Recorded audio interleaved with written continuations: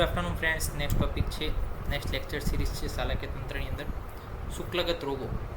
સુશ્રુત પ્રમાણે 11 છે, અષ્ટાંગ હૃદય પ્રમાણે 13 છે. આપણે સુશ્રુતના 11 શુક્લગત રોગો વિશે અભ્યાસ કરીશું.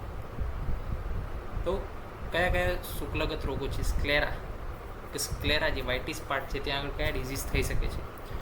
તો પ્રસ્તારીહી શુક્લ, ક્ષતજ, અધિમાસ અને સ્નાયુ. આ 5 શું છે? અર્મ છે. અર્મ સંજ્ઞા ખલુ પંચરોગા, એટલે આ 5 તો થઈ ગયા અર્મ. શું?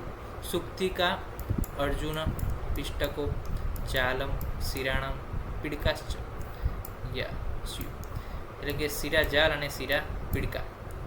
પછી રોગા બલસ ગ્રથિતેનમ સાર્ધમ એકાદશ ક્ષણો ખલુ શુક્લ ભાગે. થઈ ગયા 5, 6, 7, 8, 9, 10 ને 11મો જે છે બલાસ્ગ્રથિત રોગ. તો આ જે 11 રોગ છે એના વિશે આપણે અભ્યાસ કરીશું. એમાં વાત જ શું છે કે પણ નથી. પિત્તજ 1 છે, સુપ્તિકા. કફ 3 છે, શુક્લઅર્મ, પિષ્ટક અને બલાસ્ગ્રથિત. રક્ત 3 છે, ક્ષતજર્મ, અર્જુન અને શિરાજાલ. સન્નિપાત 4, પ્રસ્તારી, અધિમાસ, સ્નાયુઅર્મ અને શિરા પીડિકા. તો જો પીડિકા હોય તો પીડિકાની અંદર શું હોય? રાઉન્ડેડ સ્ટ્રક્ચર હોય, તેની અંદર બધા સમાઈ જાય.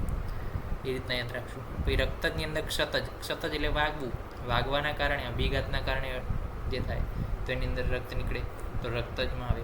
પછી અર્જુન, તો અર્જુન શું? જે અર્જુન જે છે લડાઈમાં માહિર છે, અર્જુન લડાઈમાં માહિર છે, તો એમાં પણ શું નીકળે? રક્ત નીકળે, તો અર્જુન રક્તમાં આવશે. પછી શિરા જાલ, કોઈની જાળીમાં, કોઈને જાલમાં આપણે ફસાઈ જઈએ, ટ્રેપ થઈ જઈએ તો શું થાય? મારામારી થાય. પછી એમાં ખૂન પણ નીકળી શકે, તો એ શિરા જાલ, કોઈના જાલ ટ્રેપમાં આવી જઈએ તો રક્ત, એ પણ રક્તમાં આવી ગયું. પછી કફમાં શુક્લ એટલે શ્વેત તો સમજાય, ચલો એ તો નોર્મલ છે.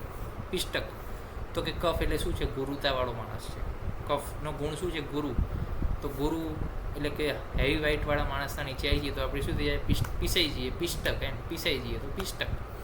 અને કફવાળો વ્યક્તિ કેવો હોય? બલવાળો હોય તો બલાસ્ગ્રથિત. પિત્તજમાં સુપ્તિકા યાદ રાખવાનું છે. એ જે છે ખાલી આપણે યાદ રાખવાનું છે કે સુપ્તિકા જે છે પિત્તજમાં આવે. બીજું બધું જ આપણે હાલ ડિસ્કસ કરી દીધું છે. અકોર્ડિંગ ટુ શસ્ત્ર કર્મ પણ ટાઈપ છે. છેદન સાધ્ય છે અને અશસ્ત્ર 7 છેદન સાધ્ય છે. 5 અર્મ, શિરાજાલ અને શિરાપીડિકા. આ બધા જ છેદન સાધ્ય છે. જ્યારે અશસ્ત્રકૃત જેની અંદર સર્જરી ના કરાય એવા 4 છે. સુપ્તિકા, અર્જુન, પિષ્ટિકા, બલાસ્ગ્રથિત.